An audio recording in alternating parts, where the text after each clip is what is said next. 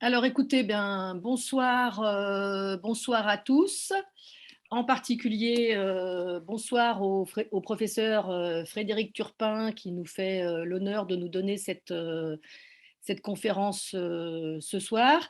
C'est une conférence à laquelle je pensais depuis un moment. J'aurais d'ailleurs aimé qu'on étudie le sujet un peu plus activement avec d'autres intervenants.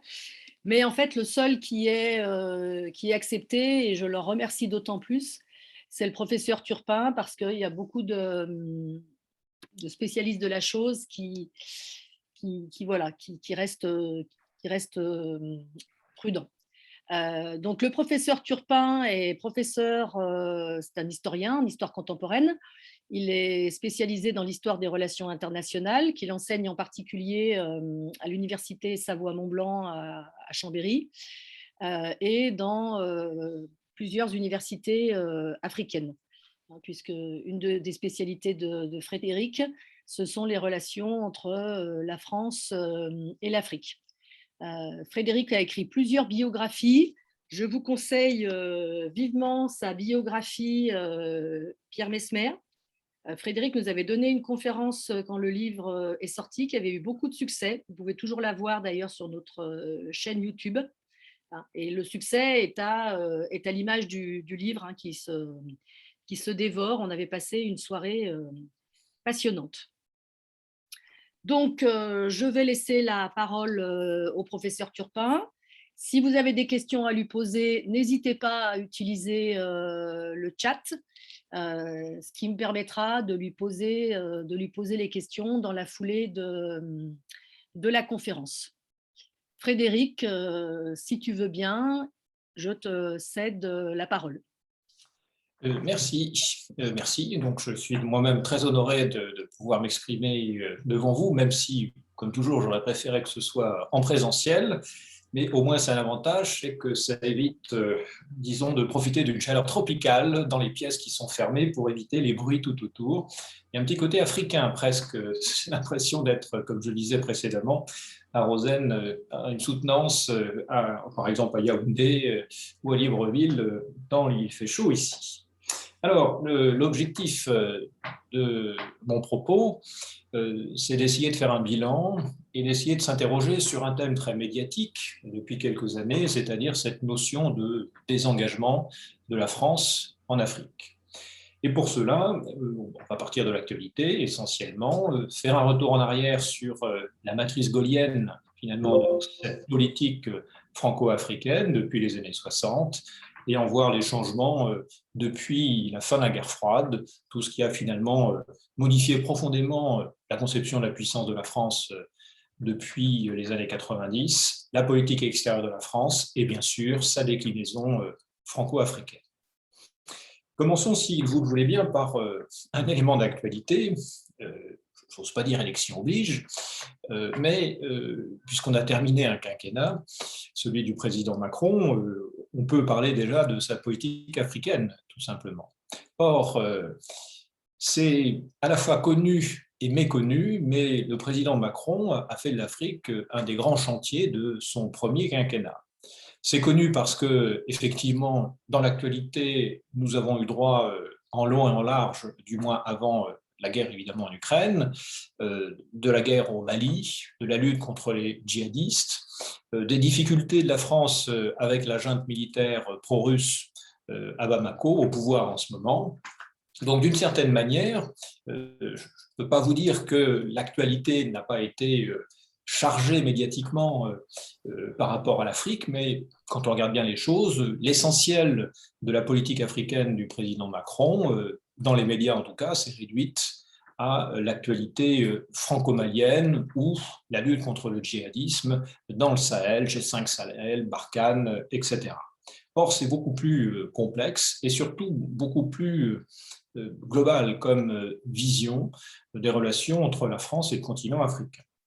Et ça, le président Macron a posé cette ambition française pour une nouvelle politique africaine, mais surtout une grande politique africaine. Ce n'est pas simplement une politique de suivisme par rapport à ce qui a été fait précédemment, mais pour refonder, reposer, en tout cas essayer de faire évoluer les relations franco-africaines en particulier, ça peut paraître paradoxal, mais en essayant d'africaniser à l'échelle du continent la politique africaine et plus simplement, où il y a quand même une tendance qui demeurait, au moins jusqu'aux années 90, à considérer prioritairement, disons, un axe qui était le précaré, c'est-à-dire les pays du champ, comme on disait dans les années 60-70, les anciennes colonies françaises d'Afrique francophone. Et ça, le président Macron l'a posé dès le début, puisque lors du sommet de l'Union africaine, le 2 juillet 2018, le président Macron a mis en avant l'engagement, je le cite, à renouveler le lien entre la France et le continent africain, entre l'Afrique et l'Europe, mais également à repenser ce lien de manière concrète, comme nous sommes en train de le faire, entre autres sur les questions de sécurité, de lutte contre le terrorisme, comme d'éducation, pour ne citer que quelques sujets importants. Donc, ce qui est paradoxal, si vous voulez, ce n'est pas que l'actualité africaine n'ait pas été vue, mais qu'elle était relativement méconnue, au sens où on a retenu essentiellement les éléments guerriers de cette politique, liés bien sûr à la crise politico-militaire, même civilisationnelle d'ailleurs, au Sahel. Or, fondamentalement, cette refonte progressive, qu'a mené d'ailleurs de manière probablement plus décomplexée que ses prédécesseurs, le président Macron, de la politique africaine de la France, elle pose un certain nombre de grandes questions globales. La grande question, c'est évidemment, est-ce que cette politique s'est définitivement affranchie de la matrice gaullienne de la politique africaine de la France depuis les années 60, c'est-à-dire depuis les indépendances, en particulier la priorité donnée à certains pays africains, c'est-à-dire les pays francophones, les pays qui étaient liés historiquement, politiquement, militairement, culturellement et même humainement avec les diasporas africaines en France, à la France depuis parfois plus d'un siècle. Ou au contraire, la nouvelle donne géostratégique à partir des années 90 a-t-elle finalement impliqué une sorte d'aggiornamento de la politique africaine de la France, dans le sens d'une véritable africanisation, comme je vous l'ai dit précédemment, c'est-à-dire d'une africanisation à l'échelle du continent, en même temps qu'une européanisation de cette politique. C'est ça les deux grands enjeux, si vous voulez, qu'on retrouve dans cette politique. Et pour ça, évidemment, il faut partir de la base de la réflexion, c'est-à-dire de la matrice gaullienne de la politique franco-africaine, qui a été finalement très lente à s'estomper au cours des dernières décennies. Pourtant, on ne peut pas dire que cette matrice gaullienne des années 60, qui a perduré au moins jusqu'aux années 1990, n'ait pas reçu son lot de critiques, puisque depuis François Mitterrand, candidat puis élu en 1981, il y a une sorte de marronnier politico-journalistique qui est que pour se présenter à l'élection présidentielle française, il faut toujours critiquer, défaire, bien sûr, ce qu'a fait son prédécesseur, mais tout particulièrement dans les questions franco-africaines, avec toujours cette critique fondamentale contre la France-Afrique, celle de Félix Houphouët-Boigny, puisque l'expression est d'Houphouët-Boigny, le président ivoirien, qui s'est transformé progressivement en France CCI Afrique, ces relations coupables finalement franco-africaines, avec ses dérives politico-mafieuses, ses coups tordus, ses barbouzes, bref, le scandale Elf évidemment, etc., etc. Mais chaque candidat finalement depuis François Mitterrand en 1981, il va de son couplet sur la nécessité de rompre avec la France-Afrique, et ce, quasiment même jusqu'à Emmanuel Macron en 2017. En 2022, on ne peut pas dire que l'Afrique était au cœur de la campagne électorale.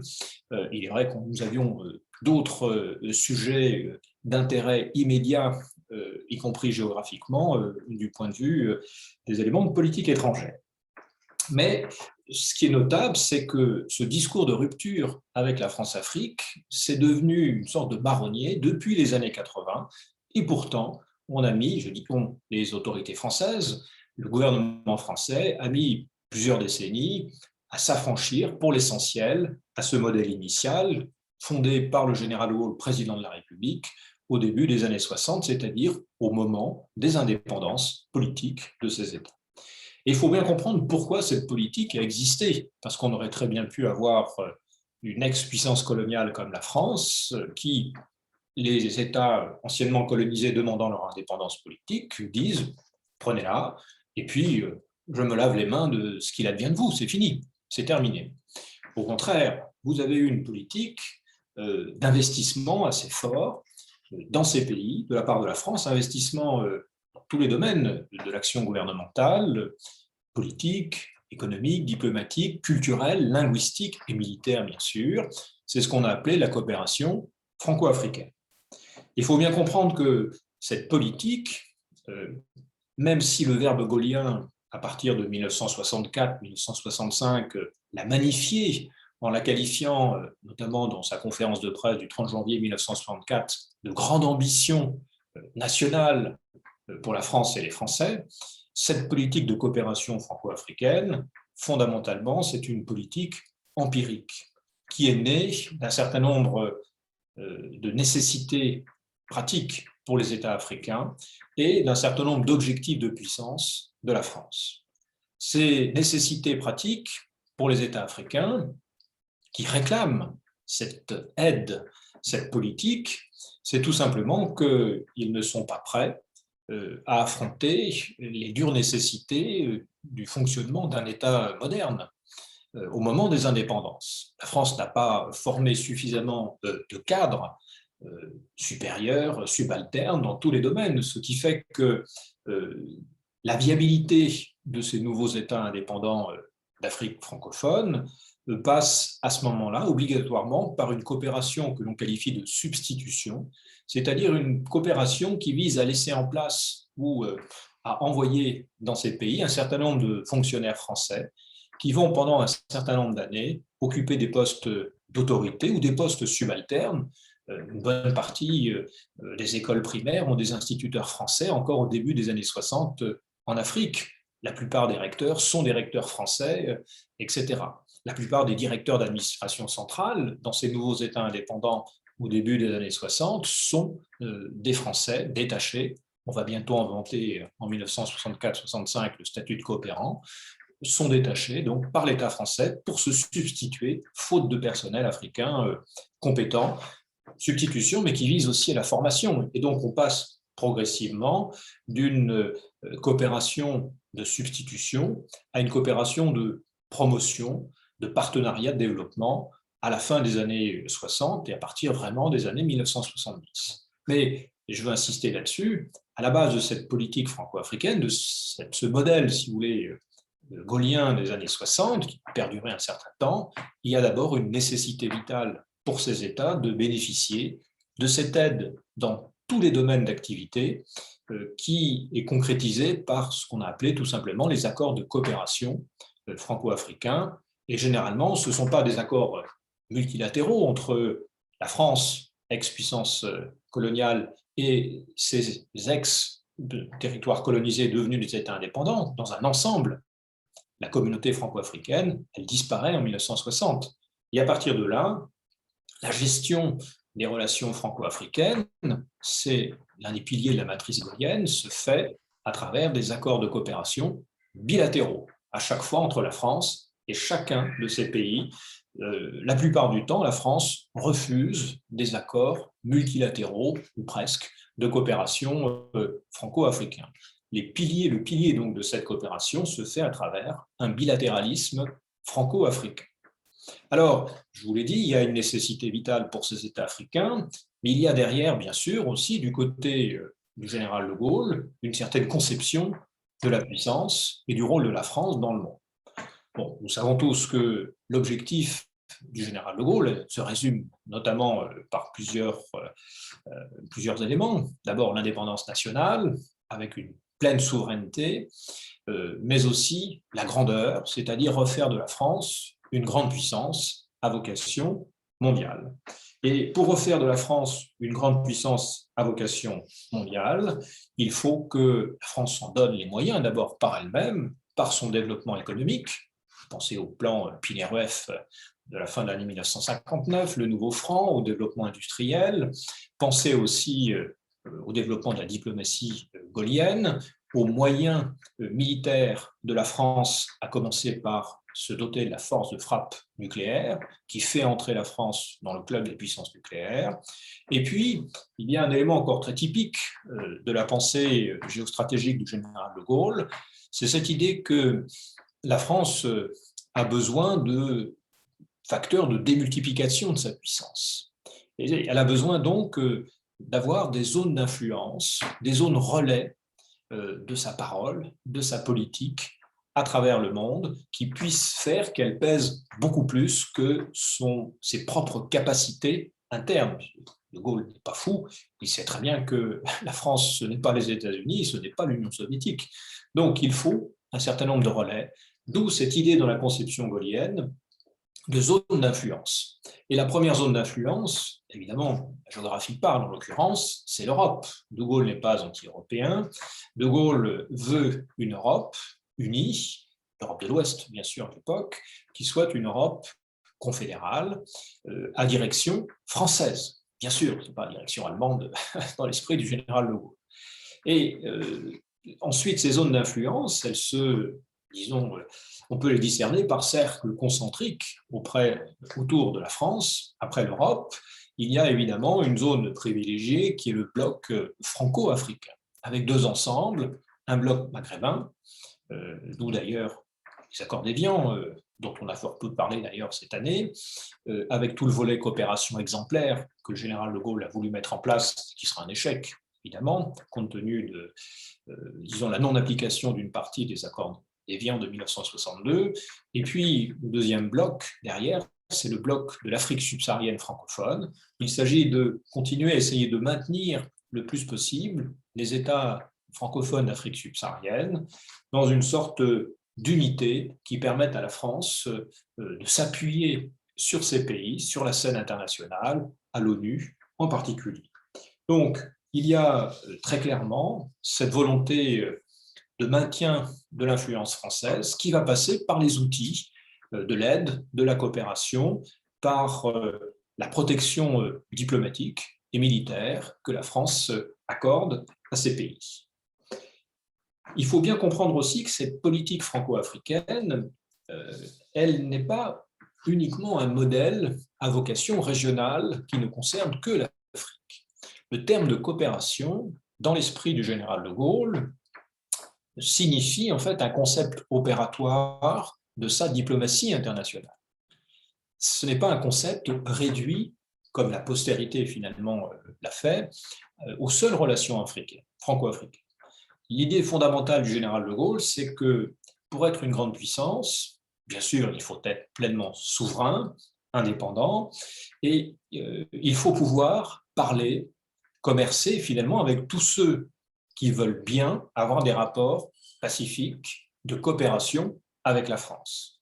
C'est une manière évidemment d'étendre son champ d'influence, et ça ne vise donc pas simplement que la coopération avec le continent africain, ça vise aussi l'Amérique latine. Pensez à la grande tournée en Amérique latine, près de 30 jours quand même, à l'automne 1964 du général de Gaulle. C'est bien l'objectif. Simplement, ce concept de coopération version mondialisée n'est pas à la hauteur des moyens de la France. Et dès 1965-66, il est clair que le vocable de coopération est en train de devenir uniquement un vocable spécifique à la coopération franco-africaine, beaucoup plus qu'au reste des relations que la France peut entretenir avec d'autres pays. Et je vous dis ça parce que c'est important, parce que le concept lui-même avait une vocation beaucoup plus universelle que le seul espace africain, et en particulier d'Afrique subsaharienne francophone.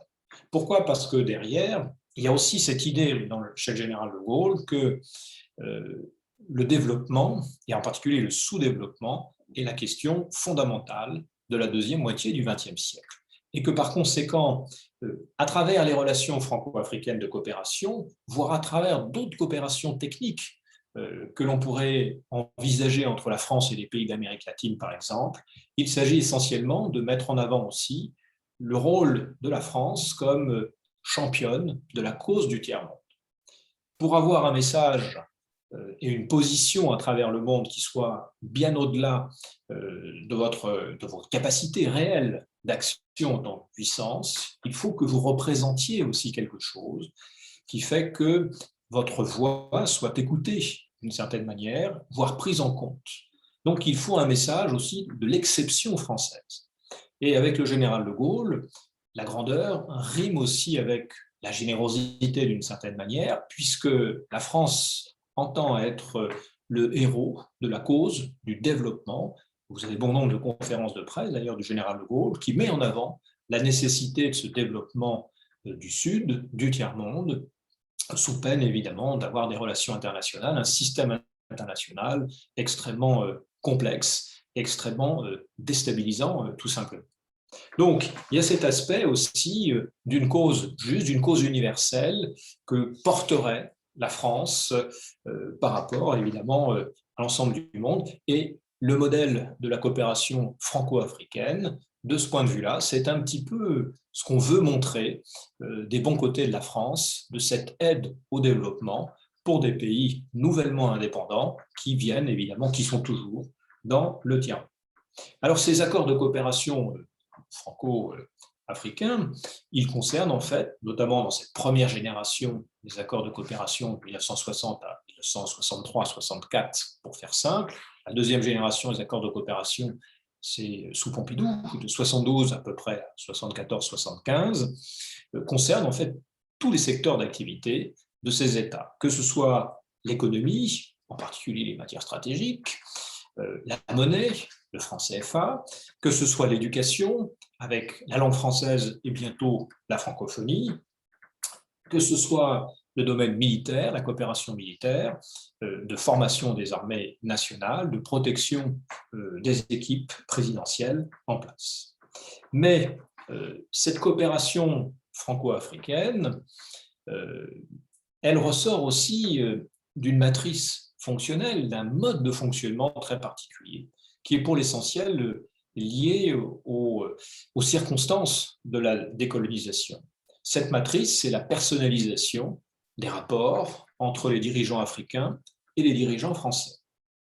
Et cette personnalisation des rapports fait évidemment que tous les secteurs d'activité dans lesquels la France intervient dans ces États, tout ça se règle au plus haut niveau, directement, presque entre membres d'une même famille. Cette personnalisation des rapports, c'est un continuum historique, tout simplement, au moment de la décolonisation. D'abord parce que les pères des indépendances africaines, en Afrique subsaharienne francophone, ont été très souvent des hommes politiques de la 4e République. La plupart d'entre eux ont siégé au Parlement français comme députés ou sénateurs, à l'époque on disait conseillers de la République français. Certains ont même été ministres de la République, comme Senghor, comme Houphouët-Boigny.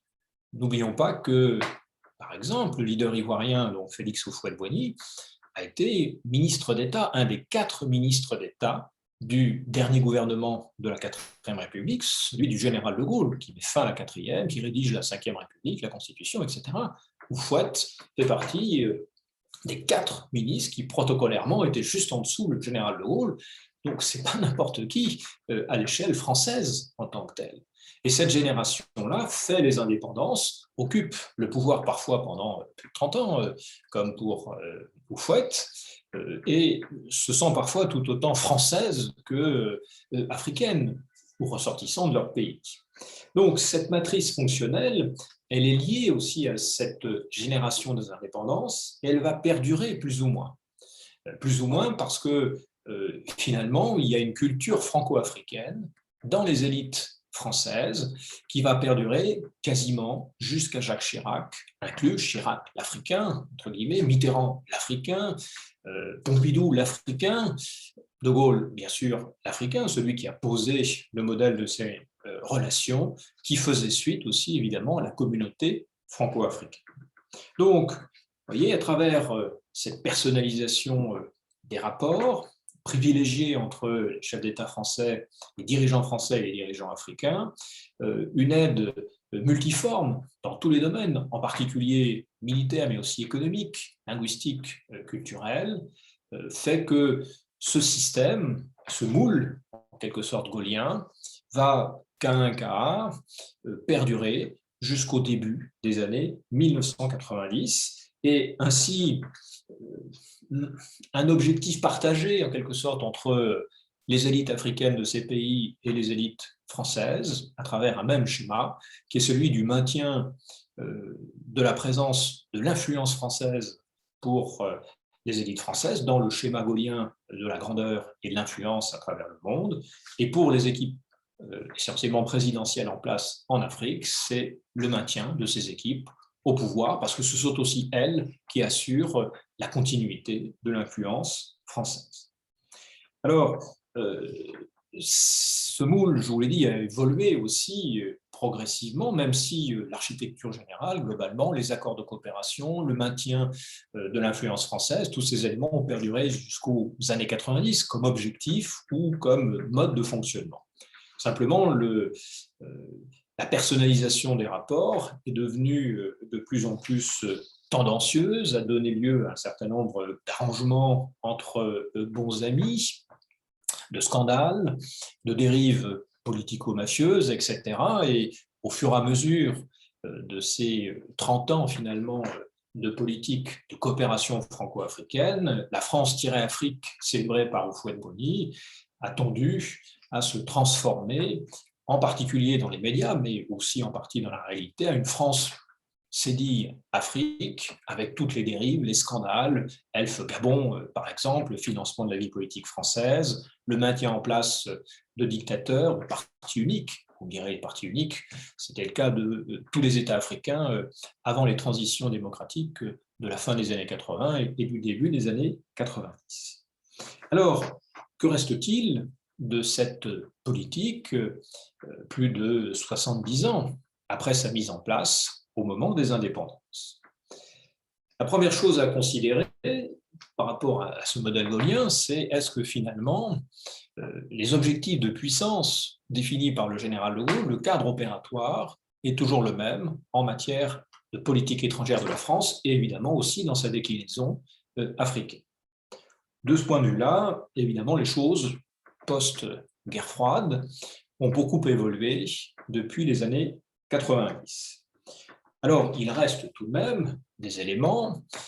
La France se veut toujours une puissance d'équilibre. Je reprends l'expression d'Emmanuel Macron lors du sommet, enfin peu avant le sommet du G7 à Biarritz en août 2019. Je cite d'ailleurs Emmanuel Macron, une puissance d'équilibre. Nous ne sommes pas un pays aligné. Ça n'est pas notre tempérament. Quand bien même nous avons des alliés, nous devons préserver et redéfinir notre capacité à parler à tout le monde. Là, vous êtes directement dans la ligne gaullienne de conception évidemment stratégique de la puissance française. Alors, bien sûr, on a évolué sur la matrice gaulienne globalement, puisque d'abord on n'est plus dans les années 60, nous sommes au XXIe siècle, et que notamment le retour du jeu des puissances et avant le multilatéralisme ont complètement bouleversé le mode opératoire de la diplomatie gaulienne, mais pas tellement les objectifs de fond, de puissance, d'influence de la France sur le monde. Alors, la clé d'adaptation de la puissance française, version post-années 90, ça a été fondamentalement la multilatéralisation de la politique étrangère de la France. Ça a été vraiment la clé d'adaptation en tant que telle, à partir de la fin du mandat de François Mitterrand, et c'est surtout sous les deux mandats de Jacques Chirac qu'on a vraiment franchi le pas, en termes opérationnels, de cette multilatéralisation de la politique étrangère française, ce qui ne veut pas dire que le bilatéralisme est disparu en tant que tel, loin s'en faut. Ça fait partie évidemment des outils nécessaires à la diplomatie française et à la diplomatie de manière générale, mais on a maintenu, si vous voulez, une volonté d'influence à vocation mondiale, que la voix de la France compte sur la scène internationale, mais tout en essayant de concilier cette voix avec l'attachement profond, je cite Jacques Chirac, à la souveraineté nationale, l'objectif gaullien finalement d'une, je cite Chirac, d'une France maîtresse de son destin, messagère de valeurs universelles, attachée au respect de l'identité des peuples et soucieuse de défendre sa vision d'un monde multipolaire. Cette vision, j'allais dire gaulo-chiracienne en quelque sorte, a été maintenue. Simplement, ce sont les moyens, les outils de la diplomatie française qui ont évolué, et la clé d'adaptation fondamentale, c'est le multilatéralisme, la clé principale des années 90 jusqu'à nos jours, évidemment. Alors, cette clé d'adaptation des modalités de la puissance française à travers le monde, à travers le multilatéralisme, il faut aussi bien comprendre qu'elle doit tenir compte des réalités françaises. La réalité française, c'est que la puissance de la France au XXIe siècle n'est plus celle du général de Gaulle dans les années 1960, tout simplement. Et que pour pouvoir rayonner à travers le monde, il faut à la France une capacité de démultiplication qui, certes, peut passer par l'Afrique, comme du temps du général de Gaulle, mais surtout qui doit passer par l'Europe, l'Union européenne, et l'autre élément, l'autre clé d'adaptation fondamentale, évidemment, de cette influence de la France à travers le monde, car il faut évidemment européaniser très largement notre politique étrangère. Et notamment, à travers la défense des droits de l'homme, de la bonne gouvernance, tous ces thèmes désormais centraux, en tout cas dans notre doctrine diplomatique. Alors, ce petit excursus sur l'évolution des structures, la nécessaire adaptation des concepts de puissance française et des modalités d'exercice de cette puissance depuis les années 90, évidemment, trouve une application aussi dans les relations franco-africaines. Puisque les relations franco-africaines, héritées pour l'essentiel d'une matrice qui date des années 60, celle mise en place sous les mandats présidentiels du général de Gaulle, évidemment, ne correspondent plus aux réalités internationales et africaines à partir des années 1990. La France ne peut plus justifier son statut de gendarme de l'Afrique au nom de la lutte contre le communisme, la lutte contre la subversion progressiste des Angolais, par exemple, etc. Tout ça, évidemment, est terminé, peut-être sous d'autres formes de menaces, mais disons, ce qui justifiait notamment auprès des Américains une partie de notre engagement militaire en Afrique, avec leur aide le plus souvent, ne tient plus sur les mêmes fondements.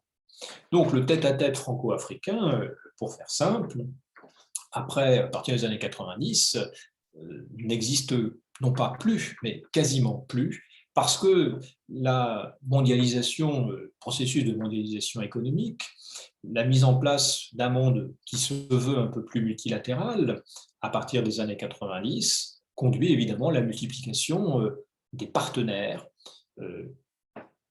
politiques, diplomatiques, militaires, culturels aussi, avec l'Afrique, avec les États africains.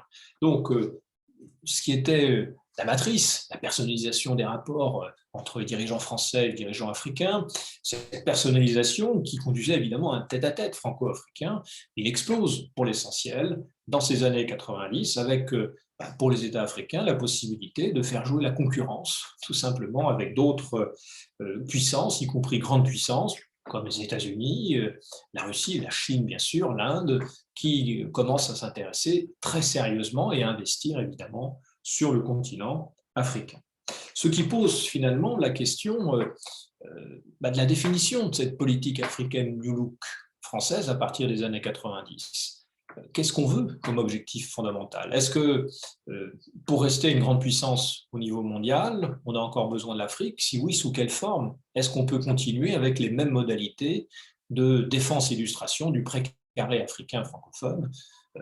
Ou au contraire, faut-il, comme je vous l'ai dit, africaniser toute la politique africaine de la France, c'est-à-dire désormais changer un peu le curseur, mettre la priorité non plus sur l'Afrique francophone, mais sur les marchés émergents, c'est-à-dire les puissances émergentes d'Afrique, qui ne sont pas, ou presque, des puissances francophones, le Nigeria, l'Afrique du Sud, mais aussi l'Égypte.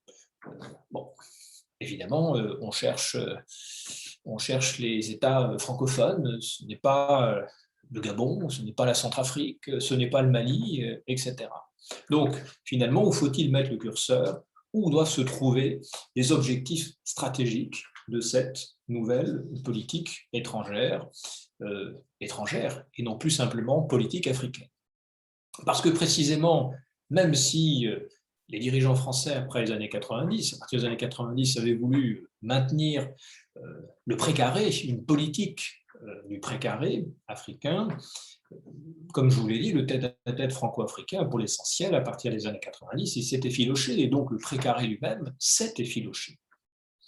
Il s'est effiloché parce que le tête-à-tête n'est plus à l'ordre du jour, et parce que les formes des interventions françaises en Afrique ne peuvent plus être, comme c'était le cas jusqu'ici, pour l'essentiel, des interventions unilatérales, y compris du point de vue militaire, mais aussi du point de vue de l'aide technique, de l'aide financière. De plus en plus, vous avez des consortiums, évidemment, de banquiers, d'institutions financières, d'ajustements structurels que peut faire ou aider la Banque mondiale, le FMI, etc. La capacité de la France, le seuil critique de la France en la matière n'est pas au même niveau. Ça veut dire que vous avez des formes de multilatéralisation dans les rapports entre la France et l'Afrique au profit d'un certain nombre de sphères internationales et transnationales. Donc là aussi, notre politique est obligée d'en tenir compte. C'est un cadre finalement et des moyens qu'il faut redéfinir. Alors, la rupture, s'il y a rupture, l'historien aime bien trouver quand même des moments charnières où on a l'impression de passer d'une époque à une autre. C'est plaisant du point de vue intellectuel. La rupture, ce n'est pas la fin de la guerre froide, ce n'est pas la chute du mur de Berlin, ce n'est pas non plus la fin de l'Union soviétique en 91, décembre 91, qui aurait conditionné immédiatement un changement de politique africaine. Le discours de la Baule de François Mitterrand de juin 1990, lors d'un sommet France-Afrique, qui commence à mettre en avant, du point de vue des principes seulement, la conditionnalité des aides françaises à une évolution vers la démocratie, n'est qu'un premier pas théorique vers la mise en place de véritables conditionnalités qui se fera progressivement, très progressivement, au cours des années suivantes, voire des décennies suivantes. Et encore, c'est à géométrie variable. Donc, il y a bien un processus qui s'enclenche, mais si on veut situer, disons, le moment un petit peu où les choses ont l'air de basculer, plus qu'en 1990 ou 1991, c'est plutôt, en fait, en 1994, que là, on a une vraie fêlure au niveau de cette France-Afrique ou de cette France-Afrique. Fêlure pour deux éléments notables. La première, on l'a oublié, c'est la dévaluation du franc CFA, décidée par la Banque de France, poussée derrière par les institutions internationales, de plus de 50% de sa valeur, ce qui entraîne une onde de choc, évidemment économique, sociale et donc politique, extrêmement forte dans les États africains, par rapport à des régimes en place qui sont eux-mêmes dans des processus de transition démocratique. Et là, il y a comme une sorte de rupture de contrat entre les dirigeants africains et les dirigeants français. Les dirigeants africains accusant, disons, les dirigeants français de les avoir trahis, tout simplement. Là, c'est une forme de rupture, si vous voulez, de cette matrice fonctionnelle de la personnalisation des rapports entre dirigeants français et dirigeants africains. Le deuxième élément, qui lui n'est pas symbolique, mais ô combien sanglant, c'est la crise du Rwanda de 1994. L'action de la France, le soutien au régime du président Juvénal Habyarimana jusqu'à son assassinat le 6 avril 1994, qui, assassinat, vous le savez, déclenche le génocide des Tutsis par les Hutus. Et cette affaire, évidemment, va considérablement ternir l'image de la France, accusée par de nouveaux pouvoirs en place, tenu par le général Kagame, bientôt président, comme responsable ou co-responsable du génocide. Là encore, c'est un élément clé qui fait basculer définitivement l'image de la politique africaine, de la France-Afrique, dans un champ qui est celui, évidemment, le plus obscur de la légende noire, et qui devient la France-Afrique des scandales, des morts par milliers ou centaines de milliers, etc. Donc là, vous avez un basculement à partir de là qui amène, je vous l'ai dit, la clé d'adaptation de la multilatéralisation de la politique étrangère sous Jacques Chirac. Et je vous l'ai dit, le précaré africain, il s'effiloche. tout simplement. Parce que vous avez une prise de distance aussi entre les dirigeants africains et les dirigeants français.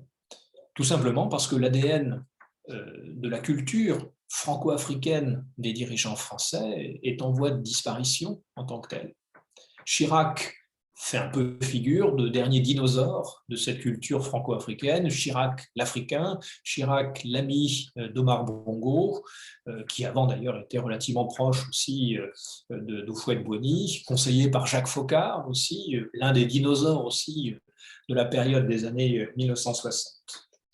Au fond, l'exceptionnalité des relations franco-africaines, mise en place dans les années 60, disparaît dans ces années 90, puisqu'on ne considère plus finalement nos Africains, entre guillemets, c'est-à-dire les francophones, comme étant des étrangers proches par différenciation par rapport aux étrangers tout court, c'est-à-dire quasiment des membres de la famille.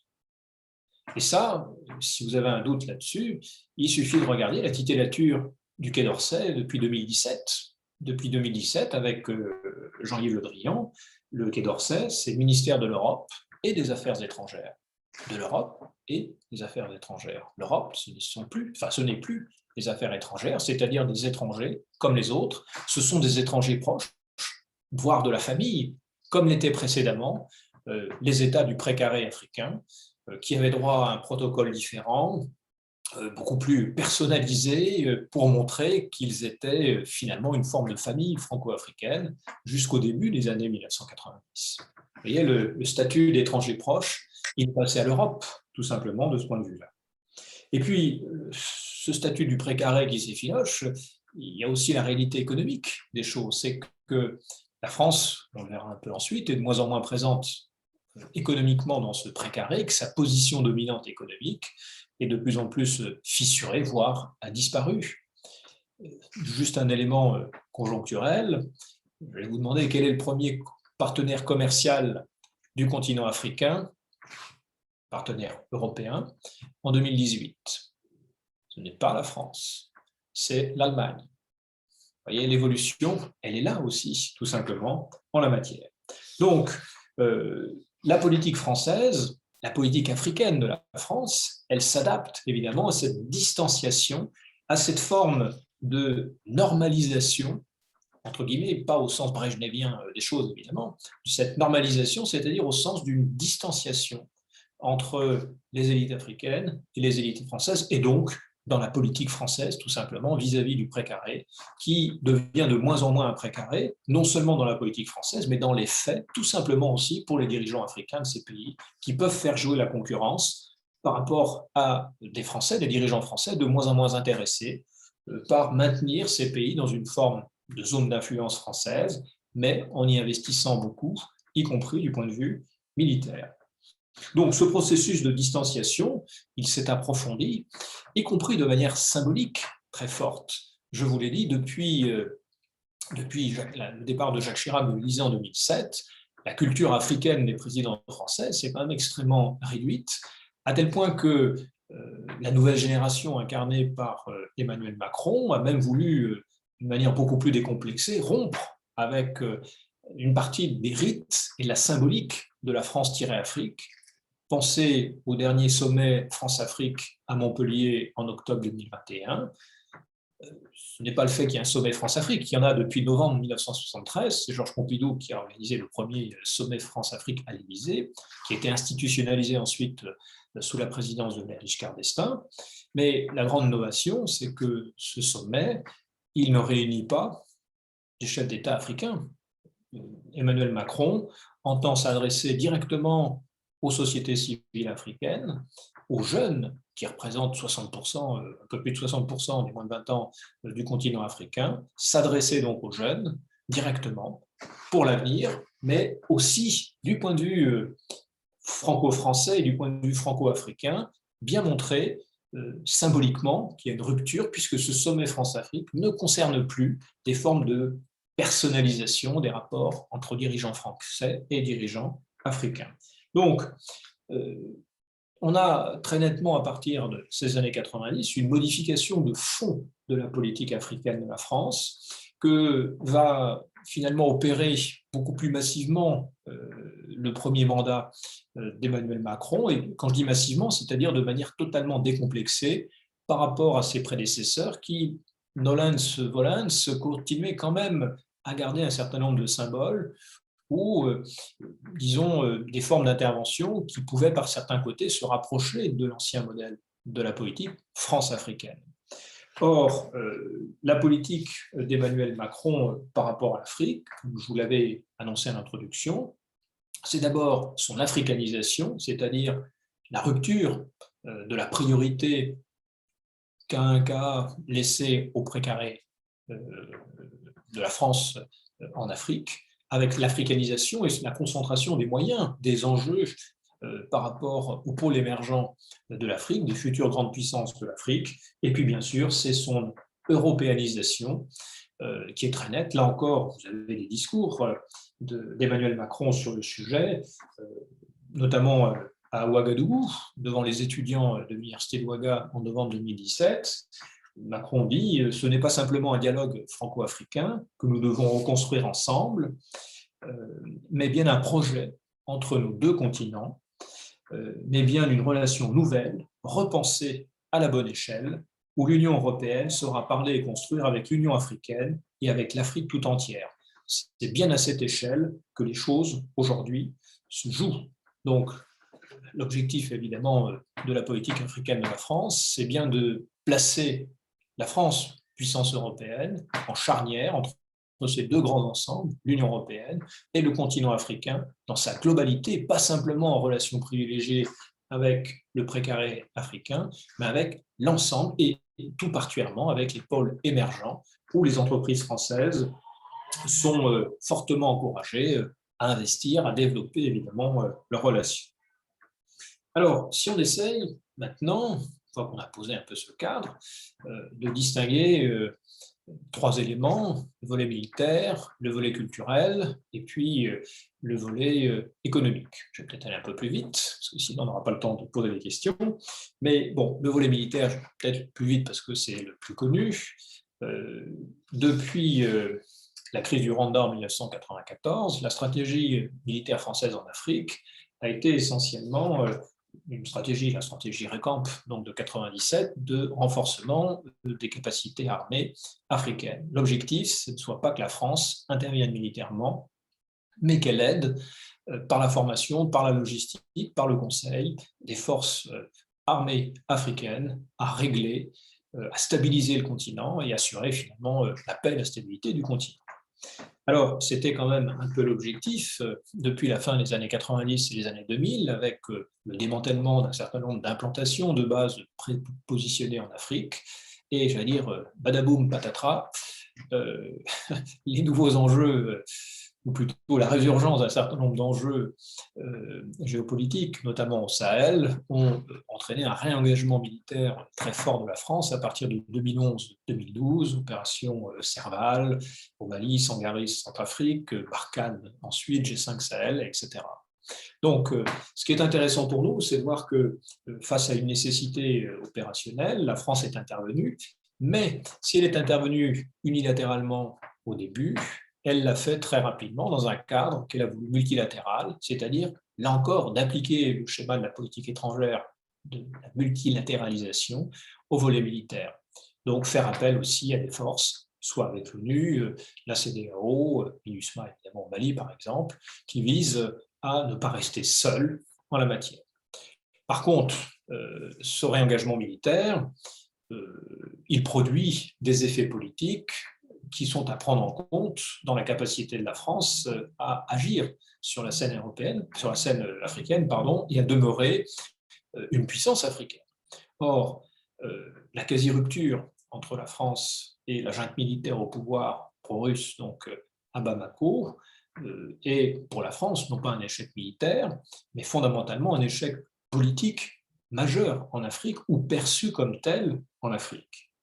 Parce que finalement, c'est la crédibilité militaire de la France qui a été mise en cause. Certes, François Hollande, en 2013, était acclamé place de l'indépendance à Bamako comme une sorte de grand libérateur, Mais depuis, les choses se sont gâtées, pour 3 ou 4 coups d'État aussi en plus. Et le dernier en date, vous le savez, a amené au pouvoir des officiers qui sont pro-russes, formés d'ailleurs à Moscou, et qui ont décidé de changer un petit peu de parrain politique et surtout militaire, ce qui a entraîné évidemment une fâcherie de plus en plus conséquente et visible avec la France, ses partenaires européens, puisque la France a décidé de se retirer du Mali, que la force Takuba européenne se retire également et que l'Allemagne continue à s'interroger sur le maintien de ses contingents, non pas à Takuba, mais dans la MINUSMA, etc. Donc c'est un échec politique majeur pour la France que ce retrait militaire, qui peut-être aurait dû être préparé plus tôt, mais on ne peut pas refaire non plus l'histoire ou les bonnes actions, mais c'est perçu comme tel, et c'est ça qui est intéressant pour nous, par nombre d'Africains, comme étant une sorte de départ forcé que le nouveau gouvernement malien réussit un peu à mettre à la porte finalement une France néocoloniale, néocolonialiste, en tout cas, qui utilisait la lutte contre le djihadisme pour, disons, essayer de mieux asseoir ses intérêts au niveau du Mali. Nous reviendrons probablement dans les questions par rapport à cette question de la crédibilité militaire et la question malienne en particulier. Le deuxième élément qui m'intéresse, c'est un élément psychologique et culturel qui est le développement depuis quelques années, ou quelques décennies, mais c'est très marqué, notamment grâce aux réseaux sociaux et autres, d'un sentiment anti-français. Et ça, si on parle évidemment de la situation du Mali, on se rend compte très vite que l'échec de la sécurisation du Mali par la France depuis 2012, même si sur le fond, c'est pas tellement un échec militaire, c'est un échec politique, parce que la France n'a plus les moyens d'imposer le respect des accords signés, c'est-à-dire l'accord d'Alger 2015, au gouvernement en place à Bamako. C'était différent dans les années 60-70 par rapport aux équipes présidentielles africaines en place, évidemment. Donc, cette incapacité finalement à sécuriser le territoire est perçue très largement comme, disons, l'échec de la France. Et tous les discours aussi, que ce soit à travers l'éducation, sur la lutte par rapport à la colonisation, que ce soit l'instrumentalisation par des puissances ou leurs services, comme les services russes, on l'a vu récemment encore au Mali, tout cela concourt à développer un sentiment, que ce soit à la base ou dans les élites, un sentiment de plus en plus d'opposition, parfois schizophrénique d'ailleurs, contre la France, parce que la France est appelée au secours, est l'ami un peu fidèle dont on a besoin de l'aide militaire, financière et autres, et en même temps, elle est toujours suspectée, voire condamnée pour ses actions jugées néocolonialistes, etc., etc. Mais c'est un mouvement de fond, à mon sens, que ce sentiment anti-français, qui tient aussi aux nouvelles générations, qui sont beaucoup plus marquées finalement par la colonisation. Alors, ces nouvelles générations ne l'ont pas connu, évidemment, mais finalement par le sentiment de culpabilité de la France. Et donc, tout échec militaire ou politique de la France est interprété ou surinterprété, et les réseaux sociaux, le complotisme, etc., tous ces éléments-là, évidemment, n'ont pas cours uniquement qu'en Europe ou en Occident, c'est pareil un peu partout, et en particulier auprès d'une jeunesse africaine qui est un cœur de cible fondamental, parce que si vous prenez l'Afrique de l'Ouest, 65% de la population d'Afrique de l'Ouest a moins de 20 ans.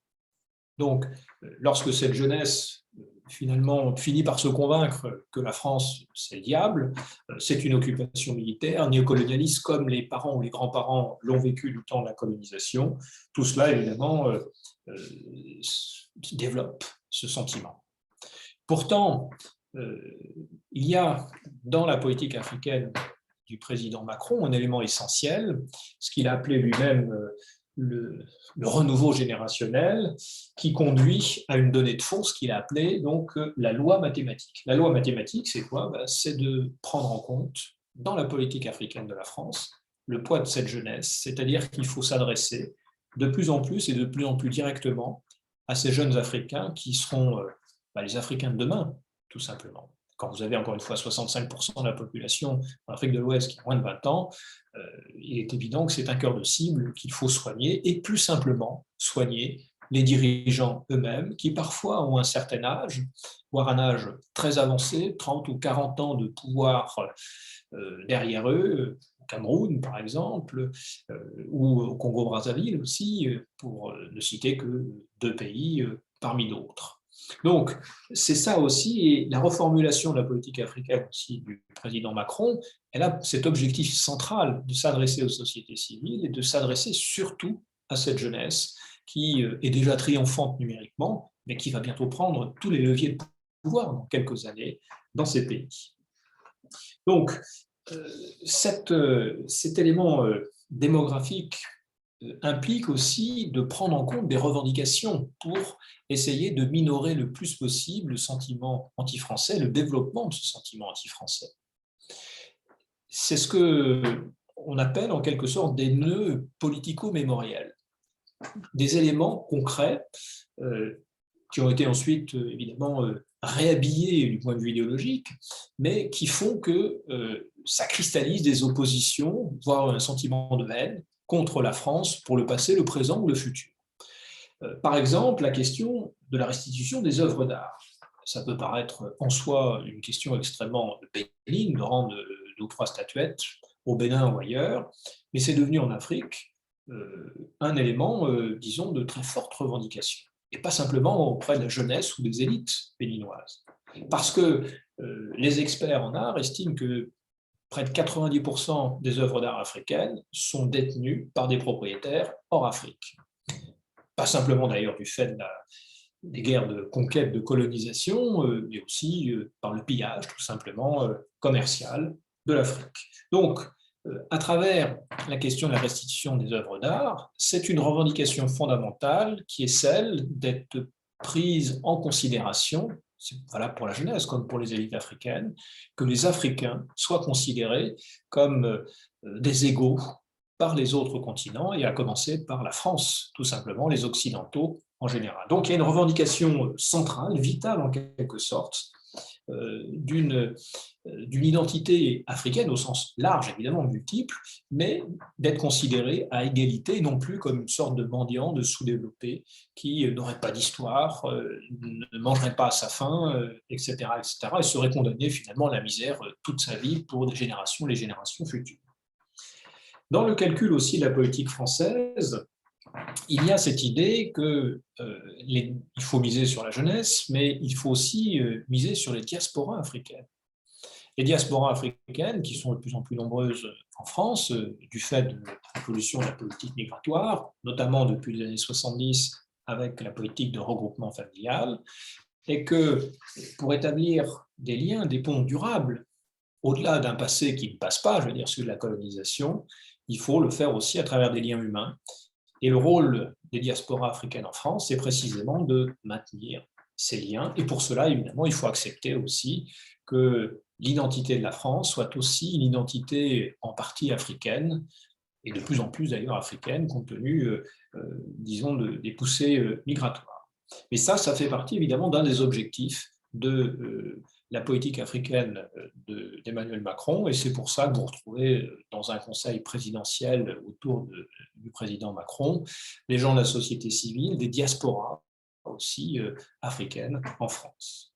Dernier point, et rapidement, la question du désengagement économique. Est-ce que finalement, depuis les années 90, la France n'est plus que l'ombre d'elle-même du point de vue économique en Afrique? Là encore, il faudrait distinguer entre le prisme journalistique et la réalité des choses. Le prisme journalistique, c'est que, compte tenu du fait que la France-Afrique est devenue une sorte de marronnier journalistique, on a tendance aussi à analyser les relations économiques de la France par rapport au continent africain à travers le prisme déformant de la France-Afrique. C'est-à-dire que lorsque la France perd des parts de marché, et sont nombreuses les pertes, dans le précaré des pays du champ, l'Afrique subsaharienne francophone en particulier, on crie au désengagement économique de la France d'Afrique de manière générale. Or, évidemment, c'est beaucoup plus compliqué. C'est plus compliqué parce que, tout d'abord, la France-Afrique, France-Afrique, le modèle gaullien de la politique de coopération, de maintenir dans une zone d'influence l'Afrique subsaharienne francophone, n'impliquait pas non plus une déclinaison économique exclusive. Dès les années 70, dès la réforme, la deuxième génération des accords de coopération mis en place à la fin du quinquennat finalement de Pompidou, entre 72 et 74, on a fait tomber un certain nombre de clauses d'exclusivité économique pour la France, tout simplement parce qu'on n'avait pas les moyens, que ce n'était pas viable et que nos amis, nos partenaires africains ne l'acceptaient plus, considérant que ces clauses d'exclusivité étaient vraiment une forme de néocolonialisme tout simplement déguisé. Mais tout ça pour vous dire que la France-Afrique, le précaré, la défense illustration, c'est d'abord géostratégique, beaucoup plus qu'économique. On focalise toujours sur les matières stratégiques, bien sûr, le pétrole au Gabon, le manganèse, l'uranium au Niger, etc. Bien sûr, il y a les matières stratégiques. Mais si vous prenez par exemple l'année 1979, le Gabon fournit 10% du pétrole français. 10%. Le Nigeria en fournit 8%. Et la différence n'est quand même pas énorme. L'Afrique du Sud, c'est celle de l'apartheid, évidemment à l'époque, vend à la France de l'antimoine, de la chromite, du manganèse, que nous vend également le Gabon, mais le manganèse sud-africain, c'est 40% des importations françaises. Et l'uranium d'Afrique du Sud, c'est 32% des importations. Alors, le gisement d'Arlit, évidemment, au Niger, est essentiel, important, et vous voyez déjà que le précaré africain, du point de vue économique et commercial, ce n'est pas du tout l'exclusivité française. Le tête-à-tête franco-africain, il nous amène déjà à nous étendre, à chercher des marchés, essayer de conquérir aussi de nouveaux marchés auprès de l'Afrique anglophone, des autres Afriques, et pas simplement l'Afrique francophone. Et cette politique a été lancée dès le début des années 70 par Pompidou, cette politique d'ouverture vers les zones anglophones. Elle a souffert pendant des décennies de deux éléments retardateurs. Le premier, c'est l'engagement de la France dans la sécession du Biafra au Nigeria. Donc, évidemment, pendant un certain nombre d'années, le gouvernement fédéral du Nigeria a été peu sensible aux sirènes de la France, c'est le moins qu'on puisse dire. Et puis l'autre élément, c'est l'Afrique du Sud, qui était un des grands piliers commerciaux pour la France dès les années 70. Mais la politique des sanctions contre l'apartheid dans les années 80, évidemment, a fortement perturbé ces relations en tant que telles. Alors, que reste-t-il finalement de cette place de la France? Est-ce que c'est vraiment un désengagement économique? Bon, il y a un fait tangible, c'est qu'effectivement, la France a perdu des parts de marché en Afrique par rapport au continent. La part de marché française était de 12% en 2000, elle n'est plus que 5,6% en 2017. Donc là, c'est indéniable, il y a une vraie chute. Simplement, ce qui est intéressant, c'est de voir où on a perdu. La moitié du commerce français avec l'Afrique se fait sur 3 pays, c'est-à-dire le Maghreb, tout simplement. Algérie, Tunisie, Maroc. Donc, l'Afrique francophone, entre guillemets, elle perdure comme, disons, lieu d'investissement et de commerce privilégié, mais sous sa forme maghrébine et non pas sous sa forme d'Afrique subsaharienne, puisque pour l'essentiel, c'est la Chine qui nous est passée devant, et largement devant, pour l'Afrique subsaharienne et l'Afrique subsaharienne francophone en particulier. Ce qui est intéressant, c'est qu'après ce trio historique du Maghreb, l'autre trio, désormais, qui écrase finalement tout le reste des relations commerciales avec l'Afrique, ce sont les pôles émergents d'Afrique, à savoir l'Afrique du Sud, le Nigeria et l'Égypte. Et toute la politique, évidemment, africaine et économique et extérieure de la France vise à s'implanter, à développer le plus possible nos relations économiques partenariales avec ces pôles émergents de l'Afrique subsaharienne, en tout cas pour l'Afrique du Sud, et puis surtout pour le Nigeria et l'Égypte, en ce qui concerne le Mashrek ou la bascule Maghreb-Mashrek. Cette ouverture, je vous l'ai dit, elle n'était pas nouvelle. Déjà, Pompidou l'avait tentée, mais bon, les difficultés étaient là. Mais il est clair que depuis les années 90, c'est devenu le cœur de la stratégie économique de la France en Afrique. Le précaré, je vous parlais d'une forme d'effilochement, oui, ça c'est très clair du point de vue économique. il nous reste quelques positions où on peut être encore majoritaire du point de vue partenaire commercial, comme au Gabon par exemple, mais c'est plus du tout à des taux records comme ça pouvait encore l'être dans les années 80. Alors, que conclure en 2 minutes, puisque le temps avance? Est-ce qu'on peut mesurer d'ailleurs les résultats de cet aggiornamento de la politique africaine qu'a mené de manière assez décomplexée d'ailleurs le président Macron depuis 2017? Bon, très franchement, c'est assez difficile. D'abord parce que nous n'avons pas beaucoup de recul. Ensuite, parce que nous avons eu plus de 2 ans et demi de Covid, en particulier sur le développement des relations commerciales. C'est quand même extrêmement compliqué de pouvoir conclure, alors même qu'une partie des relations commerciales n'a pas pu avoir lieu pendant plusieurs mois. En revanche, en ce qui concerne ce que j'ai appelé les nœuds politico-mémoriels, là, l'action a été plus décisive. Pourquoi? Parce qu'un certain nombre d'entre eux ont été réglés. La restitution des œuvres d'art africaines, en tout cas au Bénin, la réconciliation, ou plutôt la normalisation des rapports avec le Rwanda du président Paul Kagame.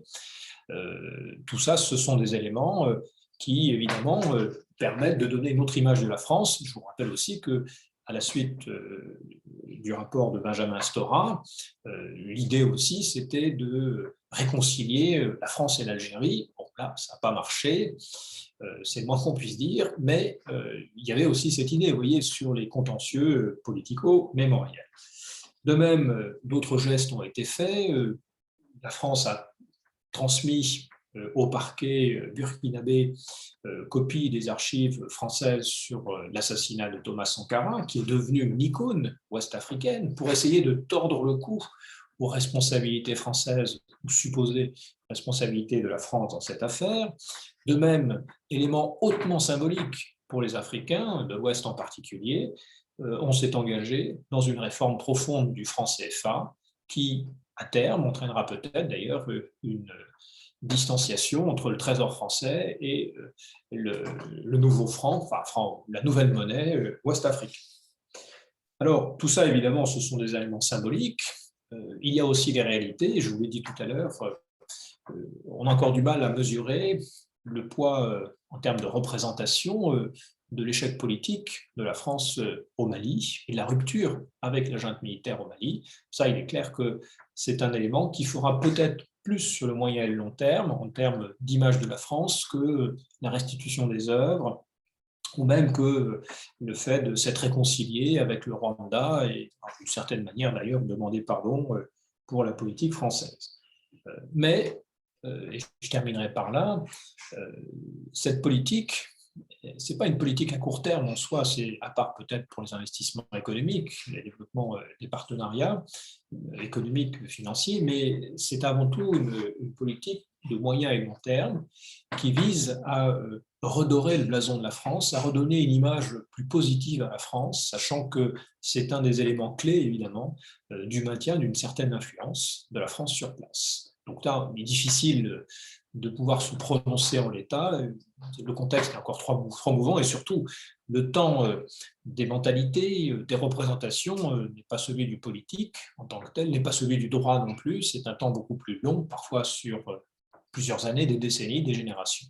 Donc, évidemment, il faut patienter pour en savoir un peu plus. Voilà, je vous remercie. J'ai peut-être été un petit peu plus long que prévu, mais ça, c'est le défaut des enseignants. On est toujours un peu bavard. Merci. Alors, merci, merci Frédéric. Bah, écoute, je pense qu'il fallait ça pour arpenter en profondeur des enjeux contemporains qui, en fait, d'après ce que nous avons compris, prennent leurs racines il y a quand même quelques décennies. Et c'était d'autant plus important de se remettre dans cette perspective historique.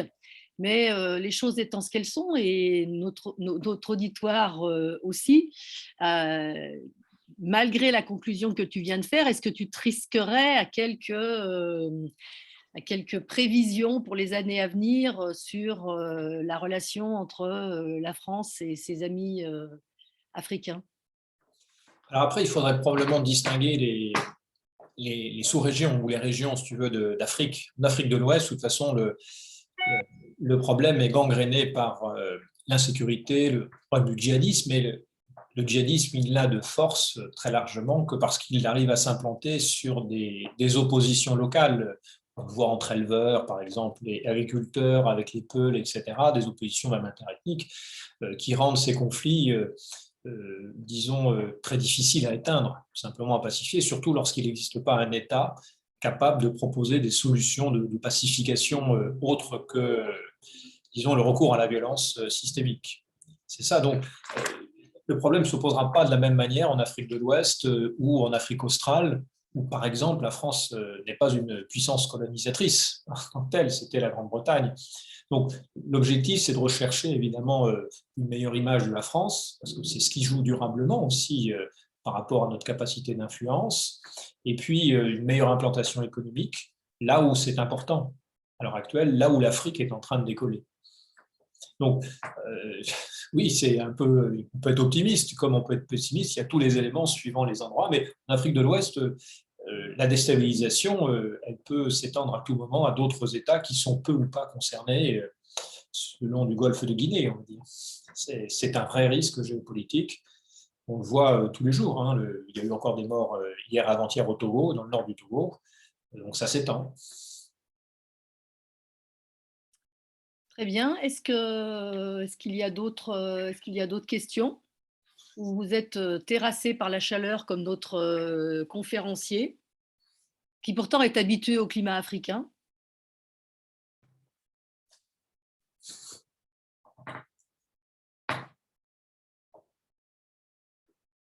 Bon. Les auditeurs ont faim. Ça aussi, c'est important.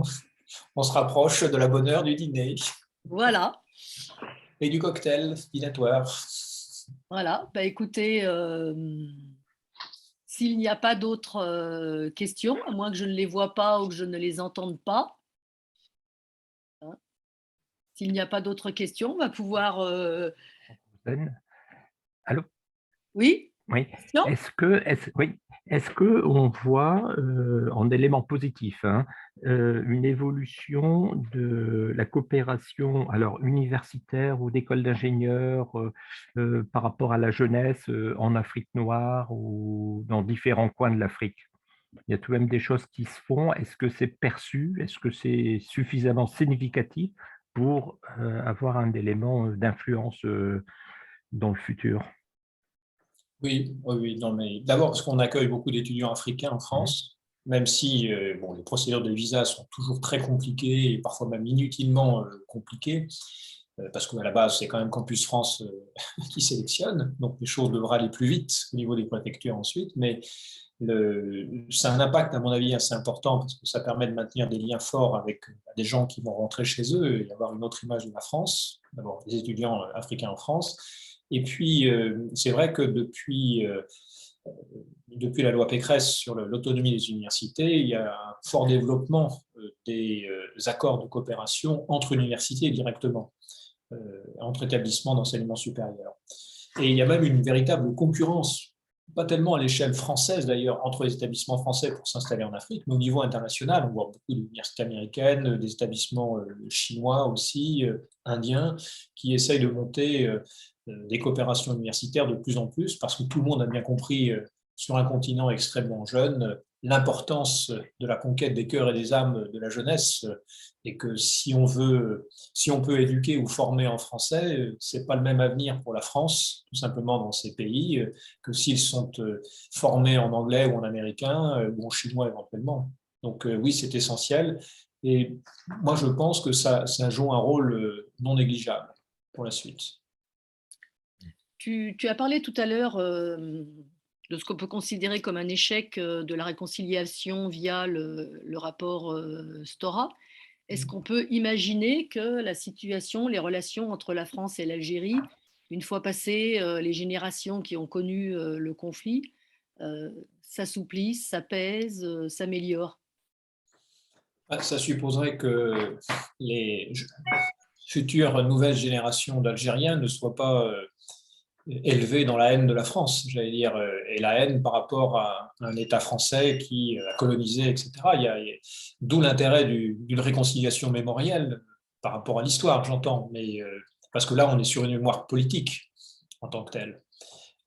On voit bien dans le processus qu'on a eu avec le Rwanda, où il a fallu que la France accepte une forme, non pas de responsabilité dans le génocide, mais d'avoir été coupable, finalement, d'avoir été aveugle par rapport à la nature du régime d'Abiyarimana et des extrémistes qui pouvaient être derrière.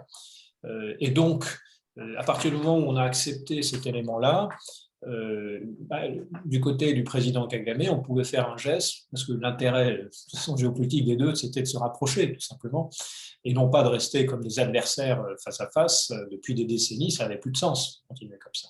Et donc, les deux, en quelque sorte, du point de vue du message historique, donc de mémoire partagée, ont réussi à habiller politiquement une histoire commune pour faire une mémoire partagée qui permet une réconciliation, entre guillemets, avec une normalisation diplomatique. Or, cet élément de réconciliation mémorielle avec l'Algérie, on ne peut pas y arriver en l'état actuel. Ce n'est pas possible, à mon sens. Voilà, il va falloir changer de régime en Algérie. Une dernière question? Eh bien, écoute, Frédéric, j'ai cru entendre quelqu'un. Non, vous parliez du Rwanda. Est-ce que le Rwanda est encore francophone? Les Rwandais qui sont par ici disent non, maintenant, notre pays est anglophone. Il est très largement anglophone, mais après, c'est la base. Il y a une langue nationale au Rwanda, le Kinyarwanda, qui d'ailleurs a toujours été la langue à la fois des Tutsis et des Hutus. C'est d'ailleurs pour ça qu'on disait toujours, et c'est d'ailleurs la définition du tribunal pénal international sur l'ex-Rwanda, que ce n'était pas un conflit interethnique, mais entre deux groupes humains, parce que dans la définition de l'ethnie, il y a la notion de langue propre en tant que telle.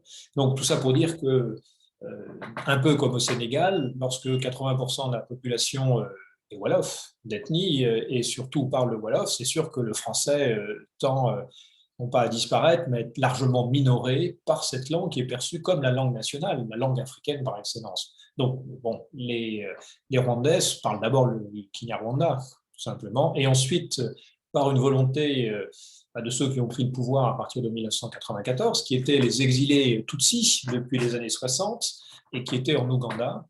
D'ailleurs, a été une bonne partie de l'armée ougandaise qui a permis à Museveni de prendre le pouvoir en 1984, de mémoire, ou 86. Donc, oui, ils sont anglophones. Mais on a encore des traces assez importantes, mais ça peut être aussi un marqueur, entre guillemets, ethnique, même si le régime du président Abiyarimana a voulu abolir les appartenances ethniques. Si vous parlez français, ça peut vous rattacher évidemment à une ethnie et considérée comme génocidaire par le régime actuel. C'est sûr que ça aide pas. Non, pas vraiment. Oui. Eh bien, écoute, Frédéric, merci pour cette très belle conférence. Je me fais l'écho des messages dans le chat. Conférence très riche, excellente conférence. Merci à Frédéric Turpin. Conférence que vous pourrez réécouter sur notre chaîne YouTube, parce que je pense qu'il faut prendre le temps de s'en nourrir, à plus forte raison si on a trop chaud et trop faim. Eh ben, écoute, merci Frédéric, et puis merci à vous. Tout le monde est resté jusqu'au bout, donc c'est la preuve que c'était très bien, s'il en fallait une de plus. Allez, passez une bonne soirée. Je coupe l'enregistrement. Merci. Au revoir. Merci, au revoir.